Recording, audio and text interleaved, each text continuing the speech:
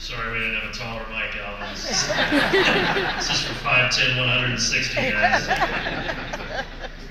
3 inducted and 3 more to go. And it's time to return to the gridiron. This next man scored over 300 points during his time at Tech. No doubt the most famous 3 coming on a game-winning field goal in 1999 over the Georgia Bulldogs.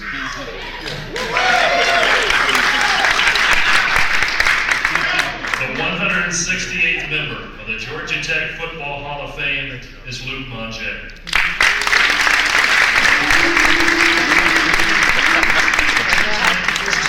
ACC kicker in 2000 and 2001, and a second-team selection in 2002. Luke Monge still holds Tech records with 160 PATs and 322 total points scored.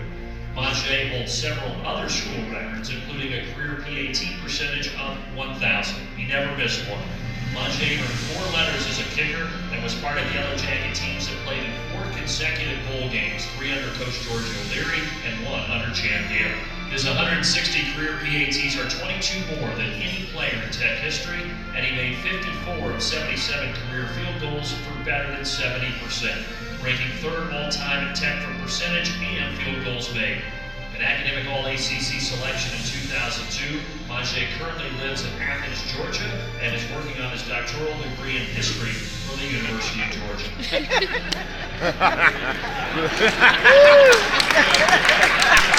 All the cheers. Luke, you kind of went south on us. Here to present Luke is his high school coach from his days in Rockdale County, Mr. Matt Flynn.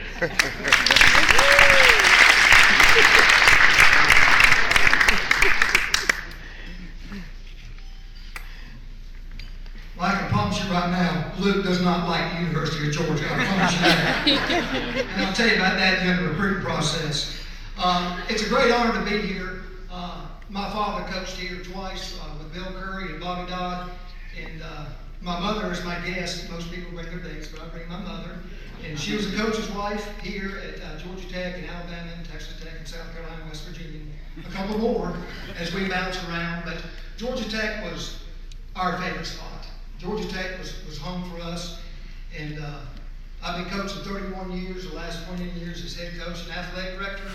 And my goal was to retire and get into college administration. And I think you can ask Coach Roof or Coach McCullough and all those guys where I'd like to be. I'd like to be at Georgia Tech. And if anybody has the power in this room that can make that happen, I'll meet you in the lobby after the dinner. But Georgia Tech is very, very, very special. I met Luke Monge. I took the job at Rockdale in 1996. And I heard they had a good kicker. We had a great soccer program under Coach Custic. And there was a guy that could really kick a football. So I went there in 96, and we went to Rockdale, and things weren't going so good. They hadn't had a winning season in a long time. And I brought some coaches in there, and we were real tough and mean and tried to turn the discipline around. And we saw Luke around the school, and, you know, Luke's a laid-back kicker. I mean, lots of kickers are sometimes called flakes. Not Luke. Luke, can you kick it? Yeah, I'll kick it. And so he was so laid back, but we're fixing to start fall camp in 1996, and I was big about attendance. I mean, I kept my attendance sheet real big, and Luke wasn't there. And I said, oh gosh, you know, I've never seen this guy kick, but I heard about this great leg. And I called his mom, Debbie, and she said, well, Coach, he's on the golf course. And I said, okay. You know, I wanted to say more, but I didn't. I said, okay, because you have to call me when he gets home. We didn't have cell phones back then, I don't think. But Luke called, and I said, Luke, now look, you want to be a part of this football team, you got to come to practice. And I kind of gave him that tough speech, and when I hung up, I was scared to death, hoping he'd be there. And I didn't sleep that night, and Luke showed up. Well, the first time I saw him kick, we had kicking tryouts. I think Coach Cussick was there. About 10 guys came over, and most of them couldn't get it 3 feet off the ground. I mean, they were terrible. Some of them linemen trying to kick. But Luke kicked it, and it was the first time I saw him, and it was like a jet, like he wanted to be a kicker. He just took off and got higher and higher.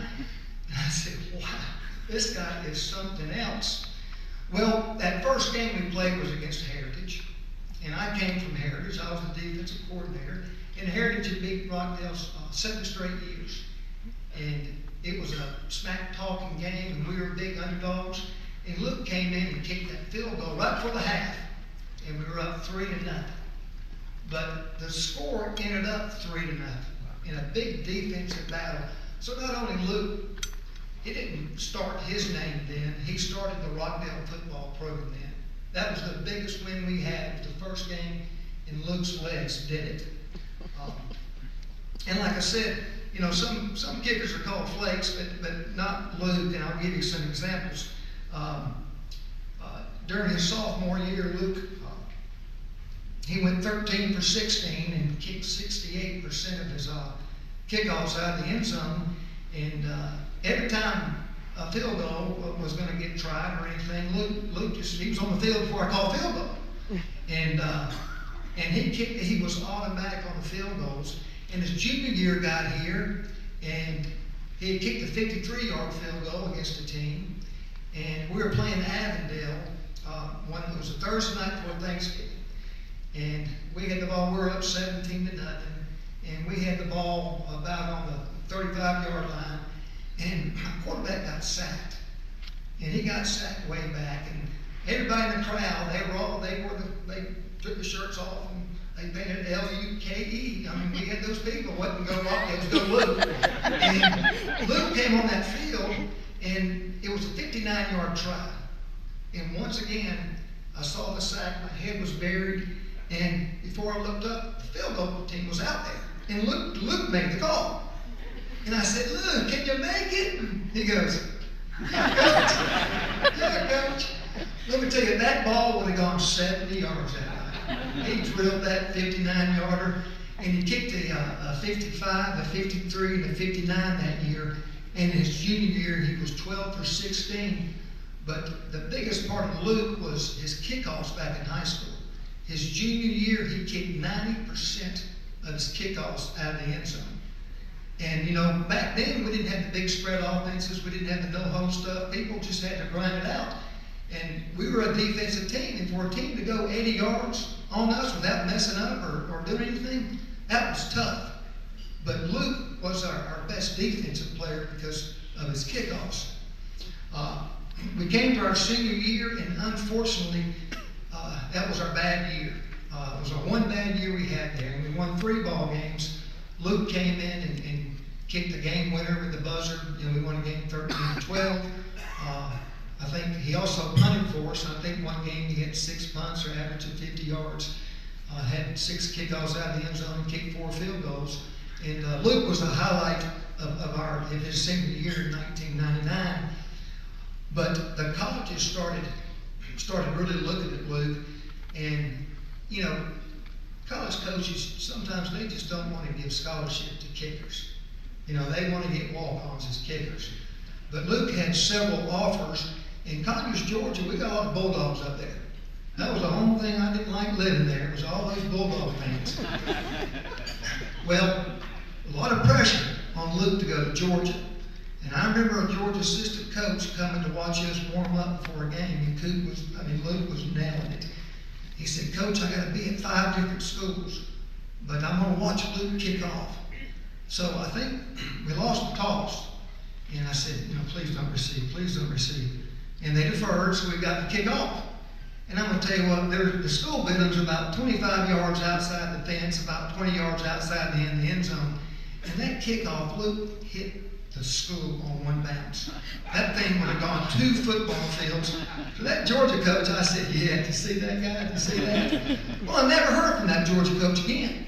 And that's when I learned to love the saying, the hell with Georgia. I love that saying because of that.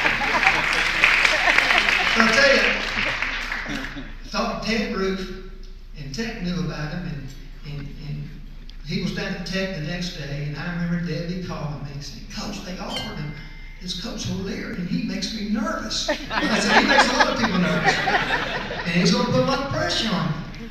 And I talked to Luke, and he said, what do you think, Coach? And, you know, deep down I'm saying, yeah. He said, Luke, what do you think? It's a great educational school. And Luke said, I'm going.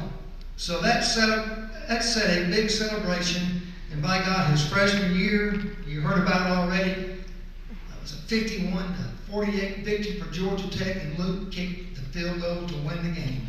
And hallelujah.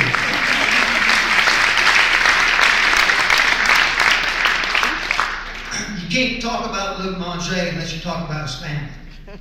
They have the most unique family I've ever seen in my life. And, you know, it's just not Tom and Debbie, the mom and dad, and the 3 kids. I mean, that family is connected with the aunts, the uncles, the cousins, the grandparents, the great-grandparents, the godparents. Everybody in that family is close-knit.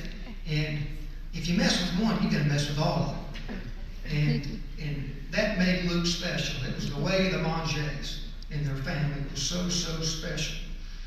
And in conclusion, Luke, it's an honor for you to ask me to do this. And the one thing I'm most proud of you right now is you had a great leg. You did great for Georgia Tech. You're a great high school player.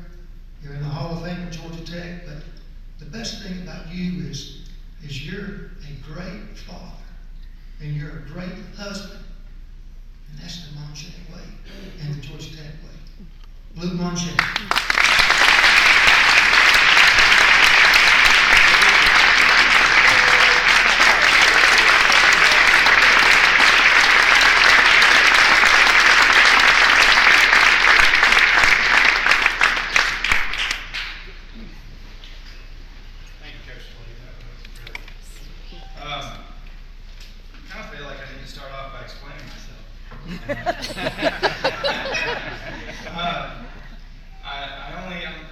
I'm only living in Athens to work with one professor who's an expert in this field, and you'd be happy to know that I have not bought a red shirt yet or anything red. I don't know anything red.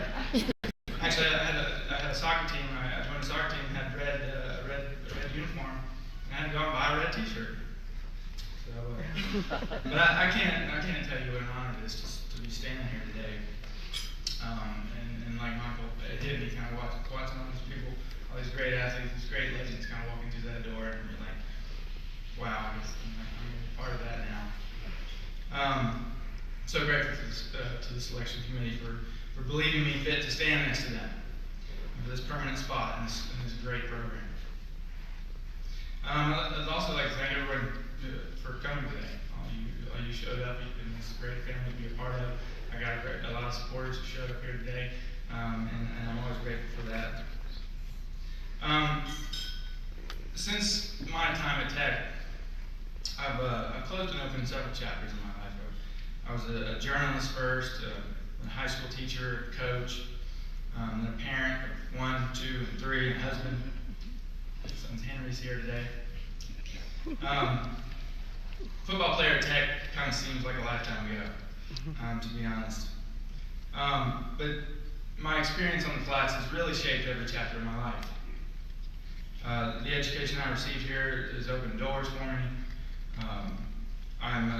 It also inspired me. Obviously, I'm preparing to enter academia, and a lot of it's my experiences at the D.M. Smith building. Playing football taught me a lot. Taught me hard work, taught me self-discipline, taught me teamwork, taught me leadership, taught me loyalty, taught me how to overcome adversity, like James was talking about. It also taught me punctuality. Coach O'Leary was renowned for his demands for punctuality. He expected everyone to be at appointments 15 minutes early, and if you weren't 15 minutes early, you had to run. You didn't dare be 10 minutes early. I remember one time he left the athletic director behind on the way to an away game because he was only 10 minutes early.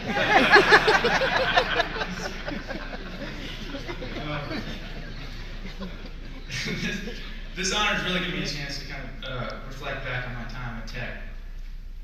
And it was not easy. It was actually very difficult, pretty much the whole way. Starting off as a freshman, in 1999, coming on Tech. I mean, I was scared. I was scared. I was trying to survive. Playing football and going to class, expecting to do all these things, balance all these things was was pretty tough. But I made some incredible memories. I remember my first kick in a game was up at Navy, 1999. The only thing I could think about at that time was just to make the kick, and that was my job. And you just go out there and you make the kick, and that was kind of my goal for the rest of my career at Tech, was just go make the next kick. I had no clue I'd be standing here being inducted into the Georgia Tech Athletic Hall of Fame. I didn't know if I was going to finish, let alone make it here. But my second game of my career, playing at FSU, one of the more memorable ones. It was they were ranked tops in the country. I was 18-year-old, second game of my career, and we had some great players. Joe Hamilton, Kelly Campbell, who's here today. Des White traded scores with Chris Winkie and Peter Warwick, and I was sitting there just like wide-eyed in this night game. I had to kick. I remember kicking two 35-yard PATs because we had two excessive celebration penalties after the touchdown. I remember those kicks were probably the hardest kick. I was the most nervous for those kicks than probably anything else, because we were neck and neck, and I had to keep it. You had to keep it within the score, and we had to tie it. I also remember spending Y2K in a hotel room in Jacksonville. It was all just crazy for me. I was 18 years old, going to these places and getting to play in this bowl game down in Jacksonville, and all my friends that I was talking to in high school, they were doing all kinds of crazy things, and I was sitting there at a 10 o'clock curfew. And I don't think I made it to midnight that night, to be honest. We played at noon, I think, the next day. But by far, I guess, as you probably have guessed, the most memorable game was the 1999 game against Georgia. And I guess I don't have to remind y'all about that game. It sounds like. But if you recall, right, we were up. Georgia scored some points, put it in overtime, and we intercepted them on their first possession, so it set up a game-winning field goal. And I remember running out on the field, and Coach O'Leary had this big old ring, that he would use to smack people in the helmet. Every now and then. But I was kind of warming up, and it was third down. I was like, okay, I'm good. I got nothing down. So I was warming up in the net, and all of a sudden, like, everybody's yelling at me, and they're yelling at me to get on the field, and so I'm trying to gather my stuff and run out on the field. And as I'm running by there, he smacks me on the helmet, so my ears are ringing as I'm lining up against the field. The first kick, as you probably know, was blocked, right? And I thought I hit it well, but then I looked up and saw it straight up in the air, and my heart pretty much sank. But most people don't know this story. I actually jumped in the air to try to get a finger on it, and at the same time I just got kind of wiped out by somebody. But I did. I promise I got a finger on it. And I'd like to think that I directed it to George Godsey, who recovered it and set me up for a second try. And at that point, I couldn't miss. I mean, who gets two tries at football? But that kick. That kick. It really kind of changed my life, to be honest. That first year, that first semester, was, like I said, was very tough. I remember calling my mom one night after probably getting in trouble for not going to study hall or something. And I was like, "This is too hard. I can't do this. I don't know about this." And I remember her kind of just very diplomatically, trying to sympathize while saying, "You better stick it out." And we kind of decided, okay, well, I'm just going to wait till the end of the season and reevaluate things. And so then the Georgia game kind of happened, and it had a way of kind of broadening my perspective a little bit. And obviously, I was able to kind of grind it out and put my head down and figure out, what it takes to succeed at Tech, which is a lot. And with that goal of just making the next kick, I just kind of set out for the next 4 years, and that's kind of what happened. There are a lot of other reasons why I succeeded at Georgia Tech, and none of them have to do with me. I would really like to thank, first of all, my teammates. I mean, I obviously could not have done it without them. As a kicker, hitting field goals and PATs. This award is, it's really, I consider it a team award because, there was no way I could have done what I've done without all these players, James Butler, Joe Hamilton, Kelly Campbell, George Godsey, and the list goes on, doing their jobs, right, moving the ball down. So, as a kicker, receiving this honor is really an honor for them and a testament to their hard work and skill as well as mine. I also had some great snappers and holders. George Godsey was my first one, and Brett Basquin, Hal Higgins for my last 2 years, and my snappers, Alex Tedderton and Andrew Economos. They were solid players, great friends, and great players, and I'd like to thank them. But of course, I would also have to thank my parents, Tom and Debbie Monjay. I couldn't even begin to tell you what they've done for me. I would not be here today, absolutely not, without them.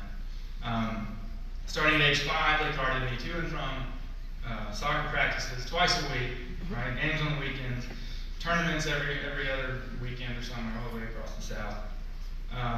They helped give me the confidence to try out for ever higher levels of competition, and they supported me with everything I wanted to do. I don't think they really ever told me this directly, but I believe that they believe that only if I chose my own passions would I remain committed to them and work hard for them. And so they supported me 100% when I said, I'm going to try out football in the 9th grade. And they also supported me when I almost quit. Right? And then again at Tech, they were always there saying, trying to gently guide me, but kind of letting me control my own destiny, and I really appreciate that. In fact, my entire family, Coach Slick was talking about, was always there for me throughout my 4 years, and I could not thank them enough. My biggest, most enthusiastic fan could not be here today, my sister Helen. She was 12 years younger than me, so she was always in a little cheerleading outfit and running around every game. She remains the most fervent Tech fan I know today. My brother Daniel, obviously, he was always there cheering for me in football and in life. My grandparents, Rowena and Joe Burgess. My aunts and uncles, Lois and Alan Shaw, Diane and David Hill, Carolyn and Janet Carlson, John and Kim Monjay, Fred and Leslie Monjay. They came to all the games. They saw the games they could. Provided all kinds of generous support, including spending money here and there, occasional hot meal. My Aunt Carolyn even generously edited my history papers. I really appreciate that. Nearly all my cousins also came to many of the games. I'm really grateful. I had a huge cheering section, and I could not have done it without them. And I also want to thank two of my biggest and most faithful supporters who couldn't be here tonight. But I know that my late grandparents, Doc and Toy Monjay, are smiling down on us tonight. I also feel like I should thank my wife. I met her, I started dating her my senior year, so she didn't have a huge role in my career attack. I just feel like I should thank her any chance I get. Working for you. She knows the truth. She did not want me to do that. She's been such a great partner in every venture I've undertaken since then. Thank you, Natalie. I'd also like to thank two special coaches, obviously, who are here to me today. I had a lot of coaches that influenced my career, and I could list them all. But I'm going to thank these two that are here today, Matt Flake and Harry Custic. They did so much for me. They had a huge influence on me. Coach Flake always supported me. He always had great faith in me. From the beginning, he sent me out there to kick field goals, and he let me attempt 16 field goals in high school season. Most high school coaches don't give kickers that kind of opportunity. I remember that 58-yarder a little differently. I remember you I remember you sending me out in the field. I could be wrong. He became a great promoter of me during my high school career, and negotiating the recruiting process was, I'm ever grateful for him. But I do remember calling him earlier. He offered me a scholarship and saying, hold on, Larry. Actually, what he said was, he said, I want to offer you a scholarship. What do you say? And I said, well, I need to think about it for a minute. He said, wrong answer. I said, well, just give me a minute. So I called Coach Blake and I was like, no, I got this offer. And he said, well, I remember exactly what he said. He said, when a school like Georgia Tech offers you a first-rate education and a chance to play for a top football team, you take it. And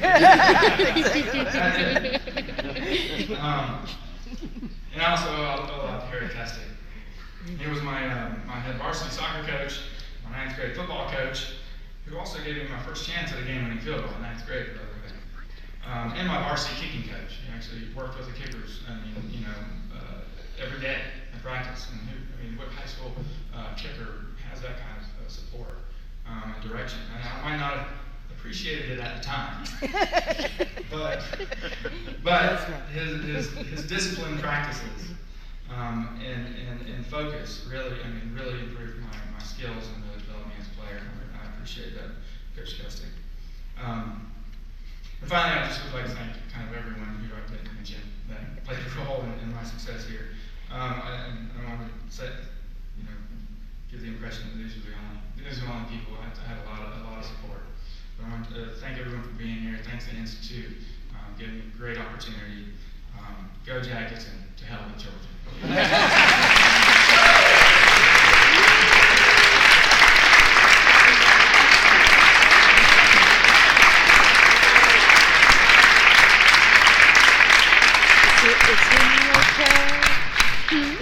Luke, I'm not going to lie, when you started to overlook your wife, I was worried you were going to take an Uber home and made a nice recovery.